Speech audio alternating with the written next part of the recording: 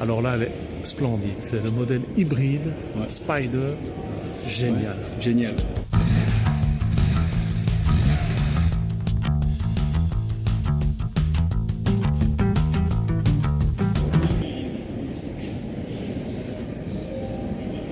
Ben ouais. Voilà, ça c'est l'émotion quoi. Il y a des belles choses, hein, on peut pas dire. Puis il y en a d'autres. Hein, voilà, c'est comme dans toutes les familles quoi. Donc ils sont. Pour toi, la plus moche, c'est Je pense que c'est quand même celle-ci. C'est 928 break. Je sais pas ce qu'ils ont voulu faire à ce moment-là, mais c'est vraiment pas.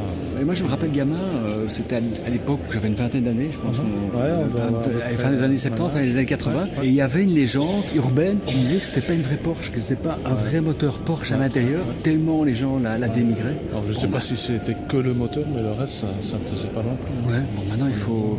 Moi le problème c'est que dans la communauté Porsche Francorchamais, il y a peut-être des gens qui ont cette Porsche là quoi. Donc tous les goûts et sont dans la nature quoi. Mais bon déjà en plus la couleur elle n'est pas vraiment hyper bien choisie. Et puis après... Est-ce qu'on imagine une Porsche break à ce moment-là? Non, ça c'est pas possible. Bon, aujourd'hui on parle des SUV, mais c'est notre génération, c'est notre époque. Mais moi j'ai pas aimé, hein, franchement. Moi je dirais Ferdinand, carte jaune. Voilà. On peut essayer de trouver mieux? Oui, on y va. Donc drôle de modèle. Hein. Drôle de modèle. Ça, c'est la 924. Et moi je m'en souviens. Donc j'ai un souvenir d'enfance. On avait un jeu, ça s'appelle le jeu des familles, tu vois. En fait, on va rassembler les modèles.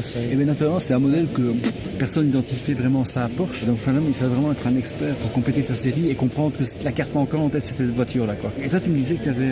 Souvenir pas très positif parce que je passais tous les jours dans la rue où une voiture comme ça était garée, une bleue, je m'en rappellerai toujours. En fait, elle était à vendre, mais personne ne voulait l'acheter parce que le monsieur était décédé à l'intérieur de la voiture. Tout le monde le savait dans le coin et la voiture restait des années garée là, le long de la route.